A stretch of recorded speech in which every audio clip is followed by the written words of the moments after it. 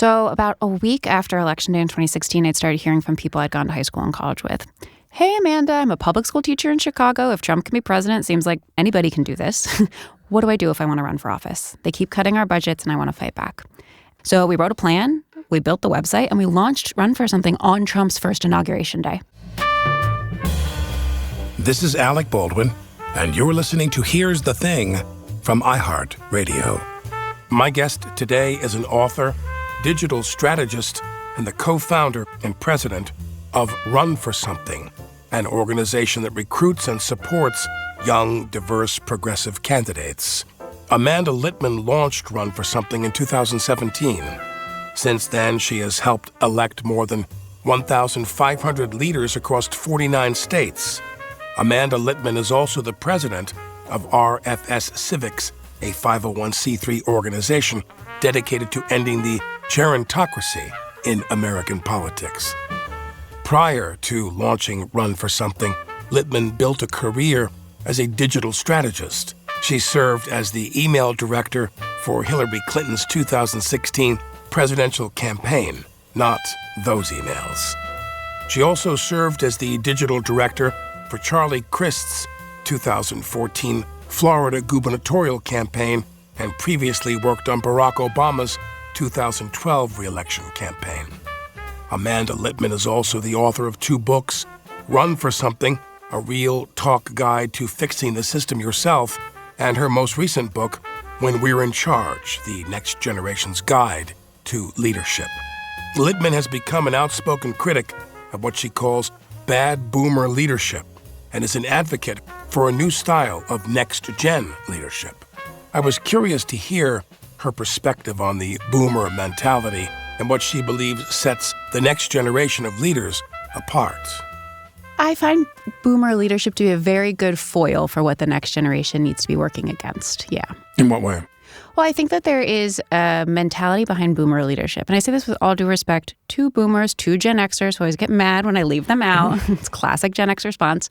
That there is a certain mentality among a boomer style of leadership that is very beholden to institutions. It feels like institutions are good, will be there for them, are worth engaging with, that you can climb a career ladder, that mental health is like, for weaklings, and that you should never take a day off. And if you do take a day off, it's none of our business what you do with it. And, you don't bring your full self to work. You are a beep-bop robot when you show up and you do your job and then you leave. Or alternatively, you bring all of yourself to work with you and you tell me all of your problems and all of your illnesses, and I actually don't want to know any of that. Compared to what I am proposing in When We're in Charge, which is what I call sort of next-gen leadership, which millennials, Gen Z, but really anyone can adapt, which is authentic but with boundaries, transparent but understanding there are limits to transparency, effective but also not treating people like shit. And I think that especially in this particular moment, understanding that you do not have to be an asshole to be a good boss and a good leader and a good politician is something that we actually need to be incredibly clear about and reiterate over and over and over again. Because if you look around the world right now, you might come away with the misconception that you have to be terrible to people in order to rise to the tops of the ladders. Do you believe, as I do, that we have the patriarchy in charge of the country for so long now, and it hasn't been bested by some other group? What appealed to me about your book, Run for Something, was this idea that more and more people don't want anything to do with politics. Yeah. The people that would make the best senators, justices, statewide offices, nationwide offices, they don't want anything to do with these recent generations. Do you agree? No. So Run for Something, which is the organization I run, recruits and supports millennials and Gen Z running for local office. In the last nearly 10 years, we've had more than 250,000 young people raise their hands to say they want to run. And my favorite thing is these are people who never thought about running for president. They haven't planned to become United States senators since they were kindergartners. They didn't go to college majoring in political science. They're not lawyers. They're not rich. They are totally ordinary people who see what's happening around us and say, oh, I actually have a responsibility and an opportunity to fix it. And this organization has said, maybe I could run for office and they'll help me do it. I'm going to consider this. I'm going to jump in. I think we're at a tipping point here where, to your point, there is a lot of young people who see the political system and say, screw it, this is not for me. But there is a group among them who are saying, this is for me and I'm not going to wait my turn. And I love that. Yeah. But I look at, for example, although New York's fortunes have ebbed in terms of its relevance and its place, not as a spawning ground for political leadership nationwide, but I mean, just in terms of the population has gone down, the House delegation has gone down. New York, Florida, California is forever eclipsing us, and New York is like the fourth most populous state now. And I say to myself, what passes for leadership in a certain state? I look at people who go to the Senate and the House from certain states, and I go, you've got to be kidding me. That's the person you sent to the United States Senate? You couldn't find somebody else, man, woman, black, white, doesn't matter, whatever age, who's more dynamic than that? The same, I think, is true in New York. He's been there too long. If Democrats take back the majority in the House, the Speaker of the House will be from New York City. And if we take back the majority in the Senate, the majority leader will be from New York City. What happens here has national ramifications. Right. And, you know, Hakeem Jeffries, but is Chuck Schumer our best? Is Chuck Schumer the best we can do? He's had his time. Yes, I would agree with that. I think that she's had her time as well, Gillibrand. I mean, nothing wrong with them as people. I'm not judging them as people. I'm just saying they've been there a long time, and I'm not quite sure when Chuck Schumer didn't stand up to the banks during the financial crisis, it was over for me. For me, I think part of this is that Chuck Schumer still imagines the Republican Party as good faith operators. He still sees this as the Republican Party of when he came up in politics, where, you know, he and others will say this too, like, we're just waiting for the fever to break. No, it is Trump's party all the way down. These people do not want the government to function. You cannot negotiate with them. They're happy with the way things are. They want to break it and they don't want to put it back together. Right. You know, Schumer has this like shtick where he doesn't have an iPhone. He's got a flip phone. That's like his bit. Right. I don't find that charming. If you don't understand how people communicate in 2026, how they're getting information, how they consume media, how they're engaging with the world, you are not well suited to lead in this moment. Well, people told me back then when the 2008, when the financial crisis was, they said to me, well, you know, Schumer's the head of the DSCC and he's got to raise money, and he raises a lot of money from these banking people, and he can't go too hard on them because then he's going to bite the hand that feeds him for the DSC. He needs this money. He has to handle them very tenderly. I want to go, no, you don't. I wanted to see something in which you were taking a leadership role in opposing how we got into this horrible place, which we could likely be in again. We could likely be in again. But before you started Run for Something and before you did other work, you were involved in working for political figures. It was Obama. But I would say the one I'm more interested in for the purposes of this podcast is Hillary, in which you had to raise a lot of money, $330 million. Yeah. Did you like raising money?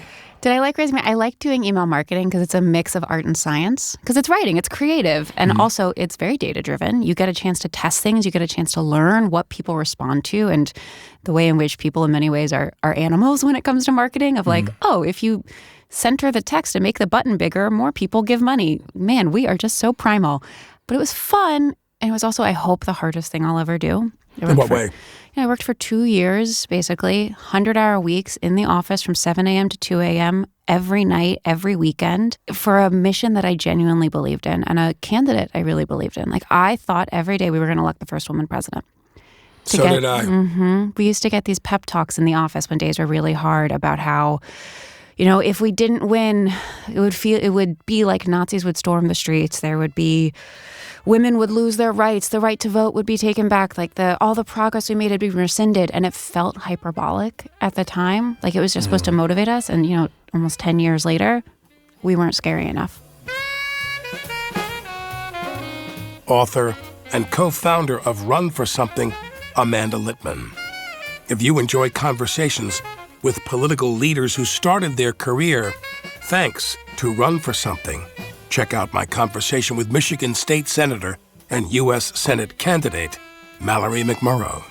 I'm used to people underestimating me. I ran in 2018 against my Republican incumbent state senator who had won previously by 16 points. And even local Democrats said, you're going to get destroyed.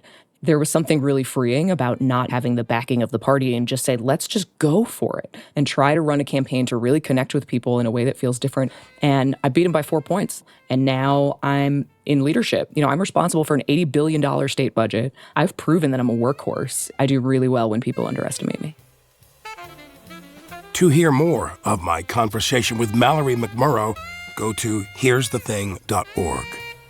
After the break, Amanda Litman shares her thoughts on the 2028 Democratic primary and why she predicts the nominee could be someone no one is talking about today.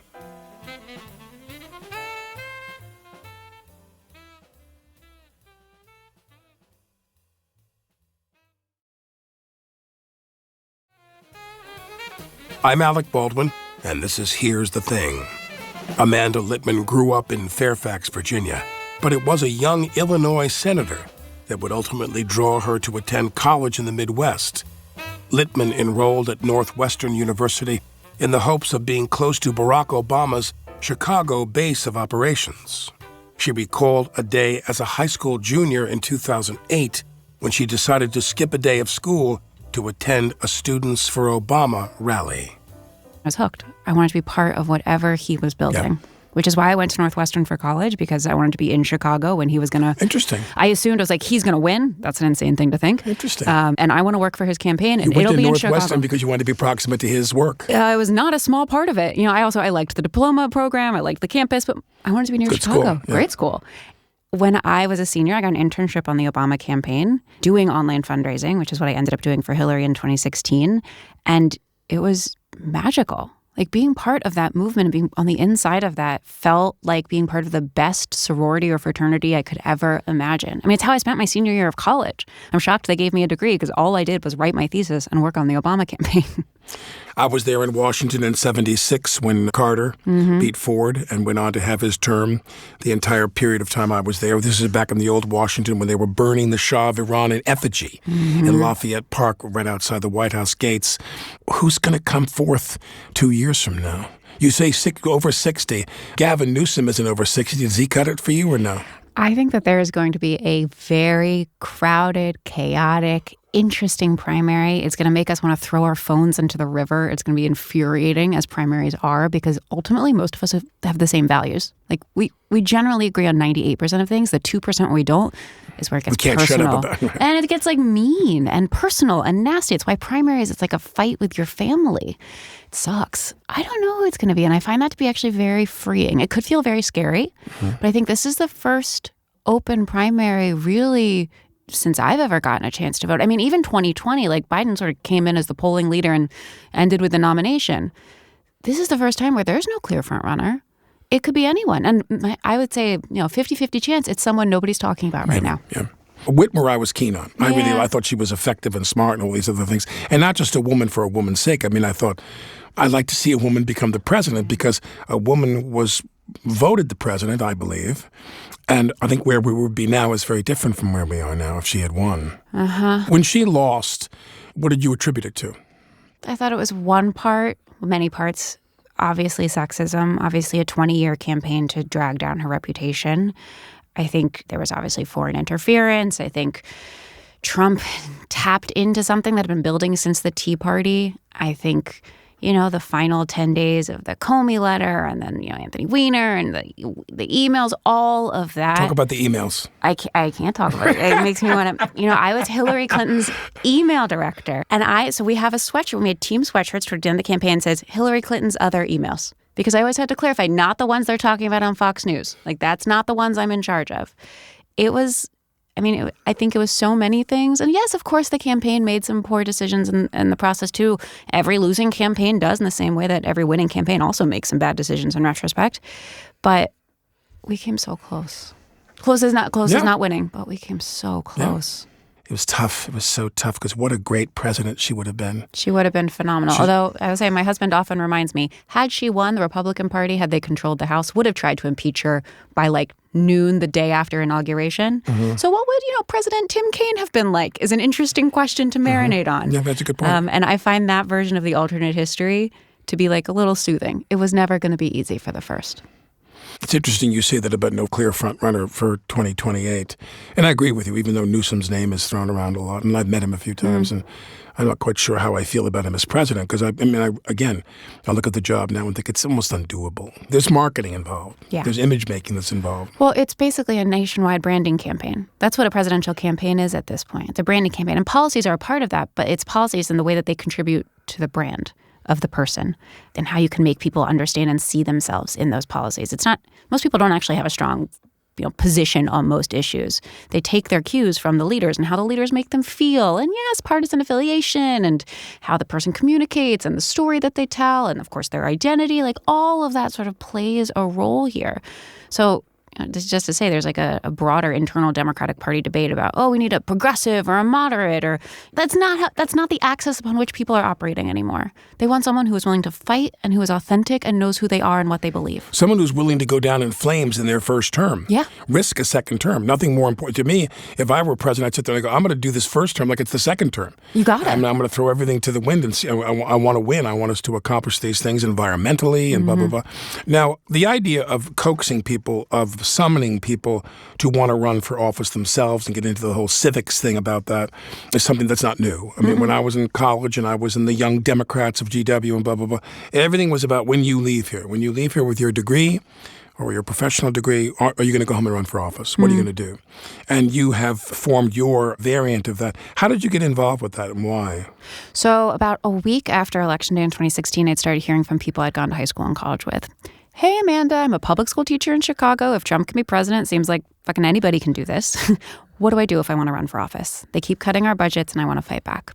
And at the time, this is November 2016, I didn't have anywhere you could send them. Like the state party would probably not answer your emails if you're a 26-year-old public school teacher.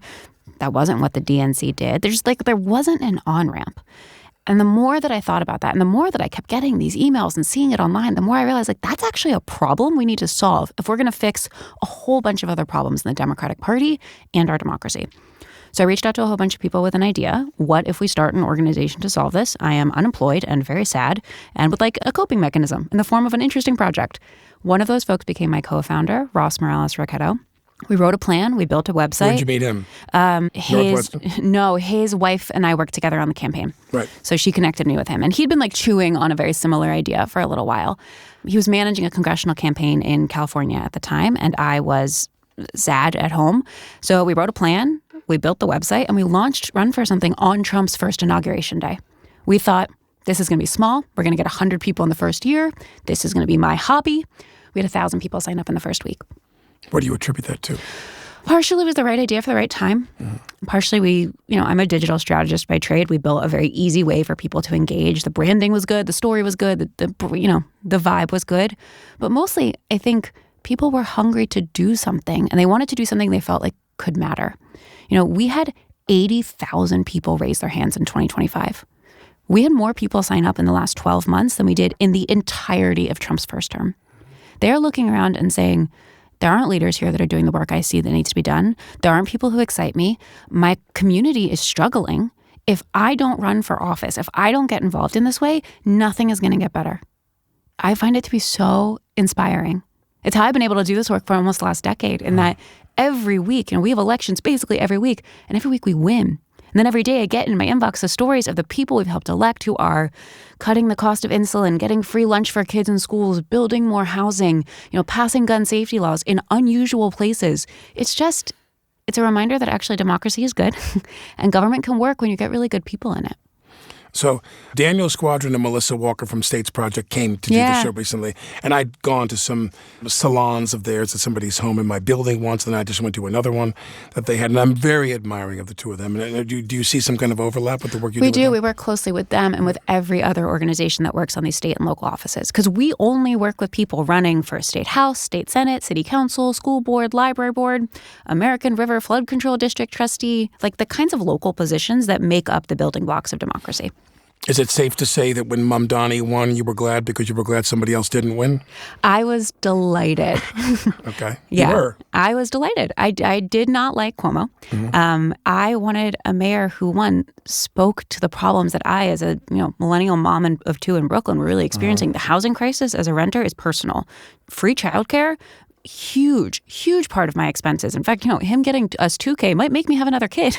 The idea that you can make a difference in your city with a leader that is inspiring, who I don't agree with on every issue, but who I believe he believes what he's saying. And I believe he's going to try. And I believe that when he fails, because he will certainly fail on some of his promises, he'll be able to communicate that in a way that brings the people along with him. Like, that is so powerful.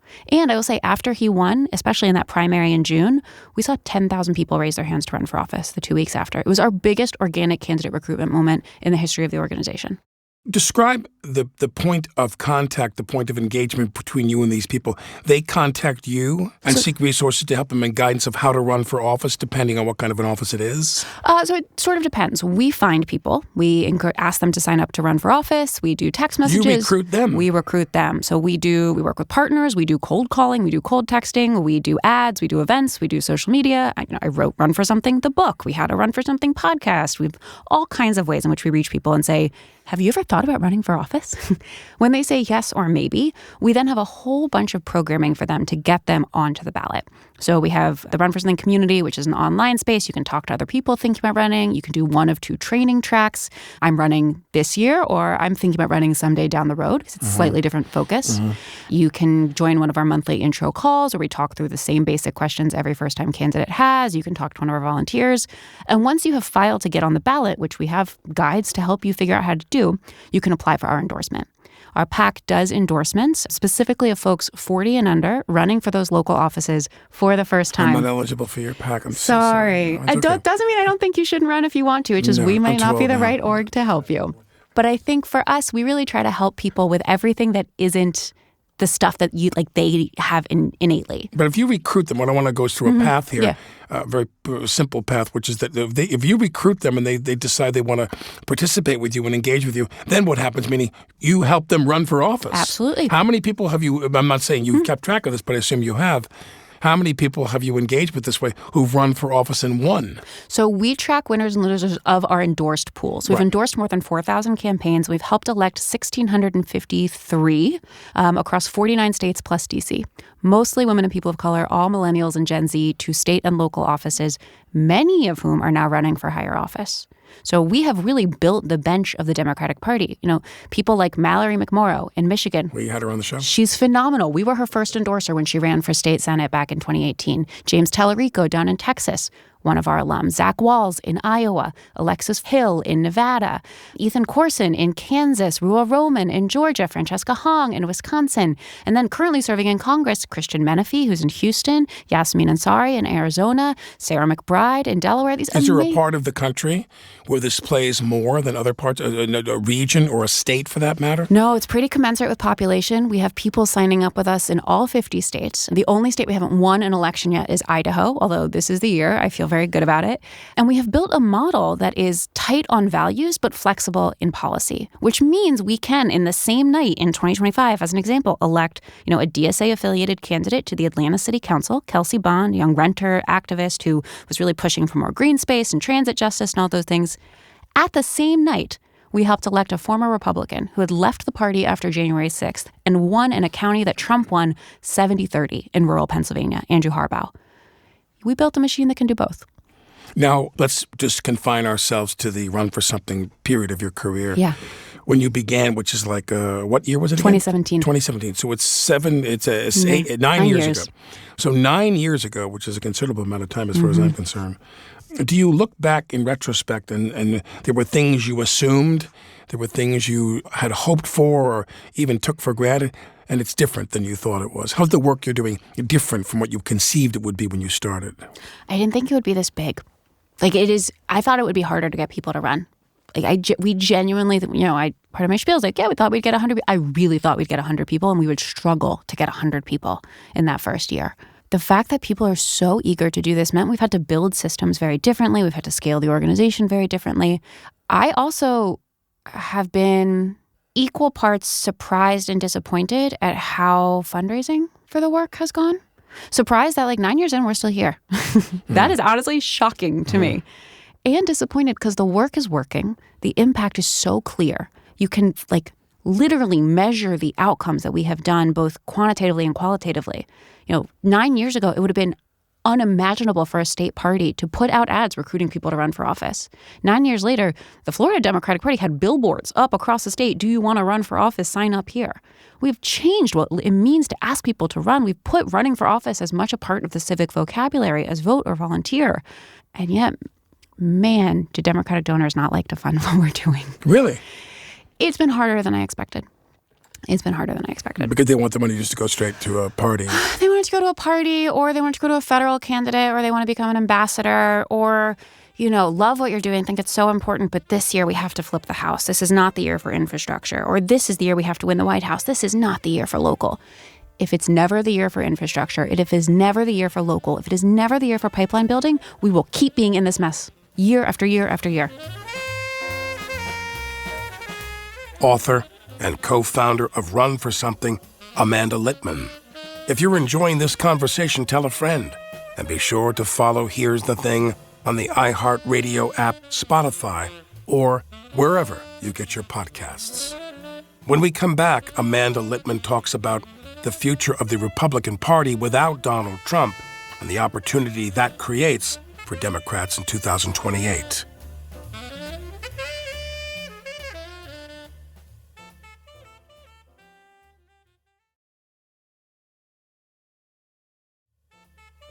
I'm Alec Baldwin, and this is Here's the Thing. With the 2028 presidential election on the horizon and the next president facing a long list of daunting tasks, I was curious to hear Amanda Litman's opinion on the much-needed remedy for American governance in a post-Trump world.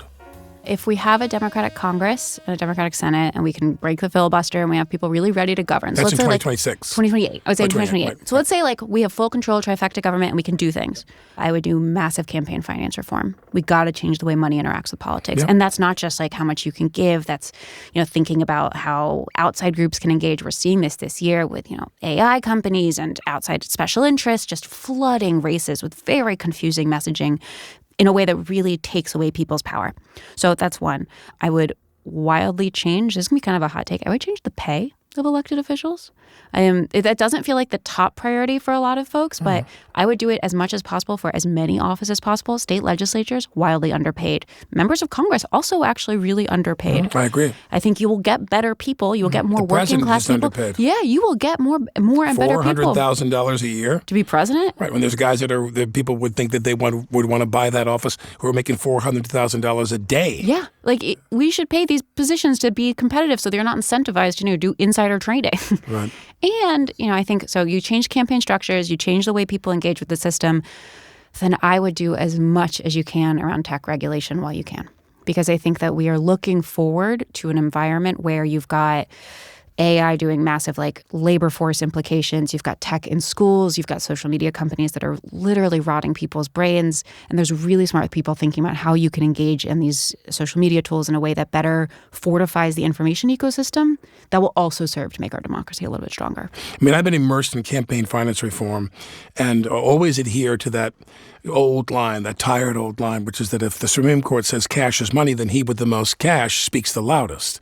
And I really believe this is the linchpin of all the problems in this country. You've got to be able to have people who aren't rich or not the friends of the rich run for office and beholden for the rich. So I agree with you that that's really the most critical thing in the world, or among the most critical in this country, rather. I would also add gerrymandering. I think there's some structural, I would say broader structural changes to elections, to voting rights, but I think those connected, you want to fix the structure of these institutions so you can change how people engage with them. Then you'll be able to get really meaningful policies around housing, around reproductive health, around equality, around climate. You got to change the institutions first. Because right now, they are broken. We're not going to get effective governance in the next 2026, 27. We're not going to get good governance. I can't see where we're going to gain much ground in the court, because I think that Clarence Thomas will resign right before the buzzer with Trump leaving, so they'll leave that open to this Republican, unless they lose the majority. That's a different ballgame. The number one thing for me is that you wonder, would Thomas even resign now, this summer? Because there's the fear that the Democrats will take over both houses in the fall, which will hurt him. Yeah. But I'm very worried about that. I'm very worried about how, if possible, to repopulate the court. There's really compelling arguments about court expansion. There's really compelling arguments about term limits and other ways you could do reformation here. I think we need a president who is not beholden to the way we did things yesterday, dictating the way we do them tomorrow. Because the way we did them yesterday has meant today sucks. Well, I also would love to have somebody articulate for me some examination. It just might take a lot of hours and a lot of effort. And that is to understand how things got the way they are right now. I don't mean the way they are right now in terms of policies, but the hatred and the bile and the partisanship on this level. And I'd love to find out, how can this be changed where you even have people running for office who will kind of take an oath. Yeah. They go, I'm not going to go in and buy into that. You know what I mean? Where everything is all just screw them on the other side of the aisle reflexively. I think there's an opportunity in 2028 for a really compelling communicator to make a case for America being a place where you can know and trust your neighbors again. And you could tell a story about that. We've seen that over the last year. Like in Minneapolis, neighborism is what has gotten people through these crises in Los Angeles, in Chicago, in Portland, and through these climate crises, through the fires in LA. You're seeing people step up for their neighbors in a way that is so meaningful and moving. I've been joking, it's like the Mr. Rogers resistance, where people really do want to feel like they can trust and love and care for the people who are near them. They're neighbors, they're fellow citizens, they're fellow community members. You don't have to be a citizen, but fellow community members. And there are so many things getting in the way of that, from social media to housing to cars to public safety to schools. There's a lot of ways in which you could pull policies into that. But I do think there's an opening. I think Mamdani actually got at this a little bit, where you can create a country where you can feel like free to be in community with others. I wonder what you think about the notion, which is, everybody seems to, whether it's through some fatigue from reality or just in general, they don't ascribe to Trump what he's really capable of. But what do you think about him co-opting the midterm election this year? I think it's certainly scary. There's things that he can't do, and I think it's worth always being really clear. You can't cancel elections. The federal government does not run elections. He sends ICE to polling stations. There isn't enough ICE agents. There's not competent enough. And also, I think that there is a real danger in what they are doing, because Democrats would crawl over broken glass to vote in this midterm election. Their voters are low propensity voters, people who are unlikely to vote unless they're given a really good reason. If you make it even a little bit harder for them, they're going to stay home because they're already not liking what Trump is selling and what the Republican Party is doing. I do think that there's real concerns to have on the state and local level, especially in some of these Republican states. But I prefer to operate in this moment. There's really smart people across the party who are doing, contingency planning, preparing lawsuits, preparing safety plans. I want to focus on my particular sphere of influence. Let's prepare to win. Let's prepare to win and then prepare to govern as much as we can. I think that as much as I'm horrified to even consider this, let alone say it, I think that Iran's going to be the final denouement for him. I think that Iran, even though it's horrible, and I'm sickened that he did that. And I have a lot of people attack me online and sit there and go, well, what about a free Iran? And I want to go, well, let's hope there was another way to have a free Iran. We don't have to turn all of the Middle East into an ashtray in order to achieve our policy goals. But I do think that Iran is not going to be over quickly in a way beyond them just stating it is and claiming it is. We're going to be over there for a while to control Lebanon. I mean, it's insane what this beehive they've kicked. But I think it's also going to lend to his demise. I think he's going to lose the midterm because of Iran. That'll be the straw that breaks. Because of Iran, he'll lose the midterm, and he'll lose the long-term election, the Republicans, because of Iran. I think Iran is something that's got some silver lining. I hate to say that, but for us politically. Well, and I think once Trump loses the midterm, he is really a lame duck. And the Republican Party without Trump has no uniting vision. This is, I think, something we're not talking about enough, at least on the Democratic side, where their primary is going to be as much of a shit show as ours is. And it's going to be way nastier because they're going to be trying to out racist, out bigot, out, MAGA, the one or the other. But none of them can sell MAGA the way that Trump does because they don't have his, 45 years in the public eye. They don't have his brand as a businessman, whether justified or not. They don't have the charisma that he has, even though not my cup of tea. But without him, the Republican Party is going to fight among themselves. I don't think it's going to be fun to watch necessarily, but I do think it creates an opportunity. Because the finger pointing, I mean, I look at them, this is a weak analogy maybe, but it's like the cockpit of a plane.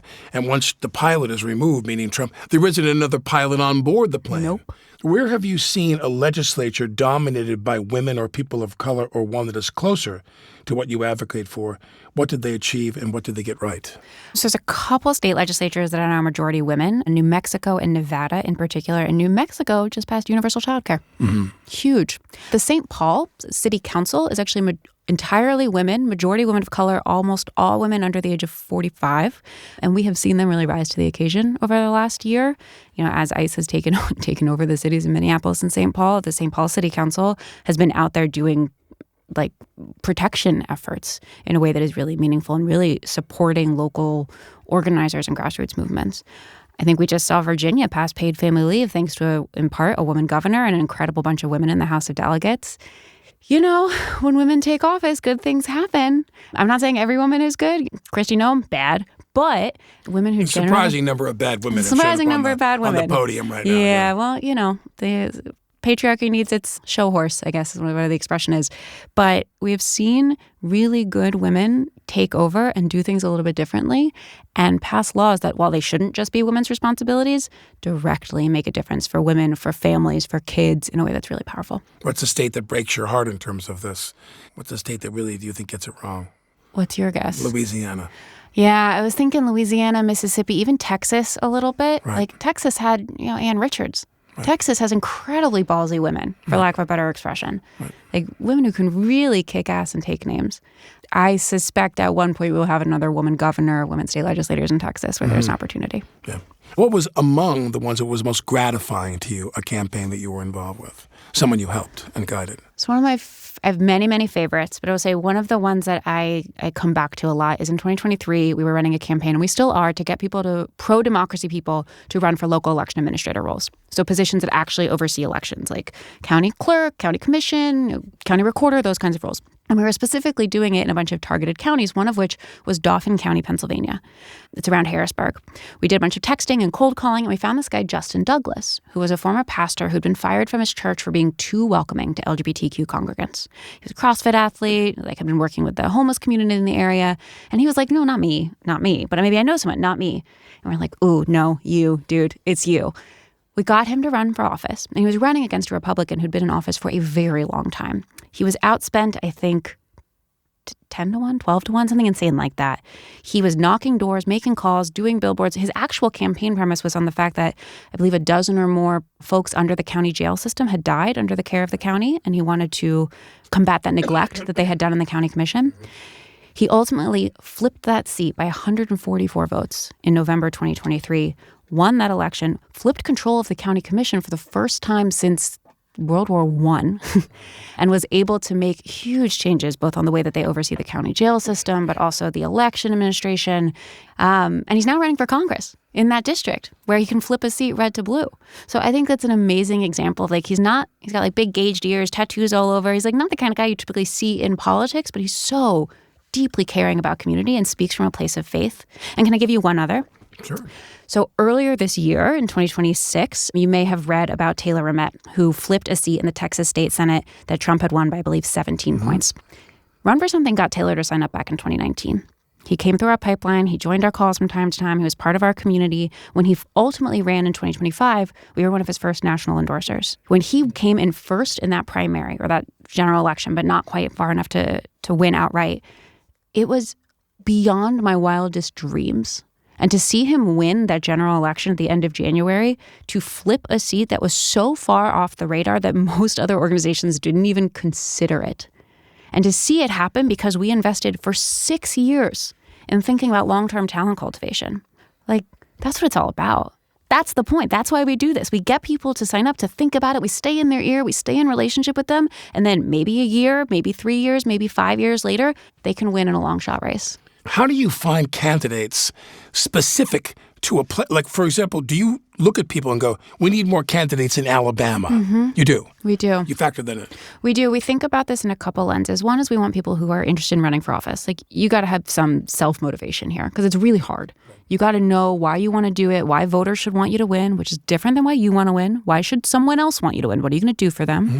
You need to be able to understand. Good point.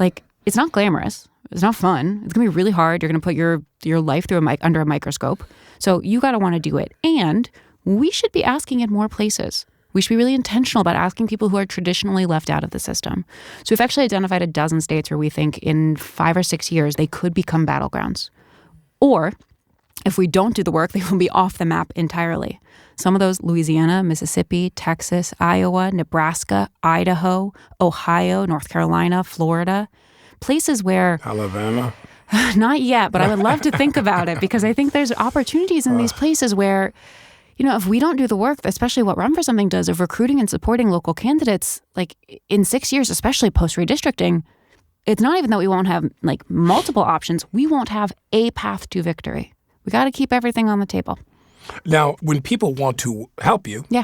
when people want to embrace the work you're doing and assist you in any way, is it just only funding, or can they offer you something else? So Could I come and give acting lessons to political candidates for free? You absolutely could. So we have a whole mentorship program where people can sign up. They can give their services, their skills to candidates for free. We ask you not to charge people anything because most of our candidates are not full-time candidates. They're working people with jobs, and this is what they do outside of their job. We don't charge candidates anything for our help as much as we can. So yeah, we have ways you can volunteer, ways you can help make calls, ways you can work directly with the campaigns. If you want to knock doors, make calls, whatever it is you want to do, we have ways that you can help. I think to myself, back then, it seemed like there was something to root for. I mean, did I like Kamala Harris? I didn't want to about like or whatever, but I worried about her. I had a friend of mine, this is not me, but I had a friend of mine lean over to me at a fundraiser for her one night. This is years ago. He leaned over to me and she goes, she's a little too 415 for my liking. Kind of Northern California, like unabashed, unshielded liberalism. Is that going to sell right now? Maybe not, when we found that it didn't. But I really, really look now, and it comes to this thought, and that was, do Americans really just have the government that they deserve right now? I hope not. I think we're at a tipping point. You got to get to rock bottom before you can get better. I do think Trump 2.0 is hopefully rock bottom. And it's going to be uncomfortable to get out. You go to the gym, you work out, your muscles are sore after. Growth is painful. I look at the next generation of leaders that are coming up, both ones that run for something has helped, but also, countless others across the country, these mayors, these state legislators, even these governors who make me think democracy can work. And there is possibility. I often joke, I'm an optimist in spite of this all, but also I do this because I'm an optimist, because I believe that better things are possible and change is possible. And when I've seen what our leaders have done, even in spite of all of the bullshit over the last decade, I have to think that it's going to get better. And I'm going to do everything I can to make that so. I have no doubt about that. For better or for worse, or die trying, I suppose. Yeah. But I do believe, because the people who are stepping up to lead now are not settling for the status quo. I just went to a meeting with Hochul about something involving my mother's charity, a breast cancer charity in New York, and we went to go meet with Hochul, and I was blown away. Pleasantly surprised. You meet her, and she's dynamic and smart and on it, and I thought just seeing her in the press, as you perceive her through that prism or through that lens, it's so diminishing. And I met her and we sat with her for like an hour or 45 minutes, and she was just so engaging and smart. I walked out of there going, I'm her fan now. You know what I mean? Well, and the really good candidates, the ones who are going to be able to thrive in the next couple of years, are they're going to be the ones who are so good at using the internet that they can make you feel the way that you feel when you're in the room with them, that they can create that parasocial connection, that they can connect. I mean, like Mamdani is really good at this, but he's not the only one. Tallarico is good at this. Mallory is really good at this. There's a number of others for whom you feel the same way whether you're watching their Instagram story or sitting around a table with them. And those are the people who can really use the tools of 2026 to lead in 2026. My thanks to Amanda Litman. This episode was recorded at CDM Studios in New York City. We're produced by Kathleen Russo, Zach McNeese, and Victoria DeMartin. Our engineer is Isaac Kaplan-Woolner. I'm Alec Baldwin. Here's the Thing is brought to you by iHeartRadio.